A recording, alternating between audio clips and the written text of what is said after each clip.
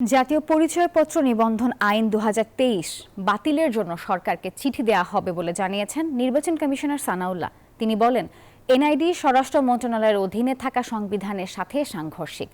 সকালে আগারগাঁওয়ের নির্বাচন ভবনে আওয়ামী লীগের করা জাতীয় পরিচয় নিবন্ধন আইন পর্যালোচনা সভা শেষে এই কথা জানান তিনি। আরও বলেন, স্থানীয় ও জাতীয় নির্বাচন একসাথে করা বাস্তবসম্মত নয়, এমনকি সব স্থানীয় নির্বাচনও একসাথে করা সম্ভব নয়।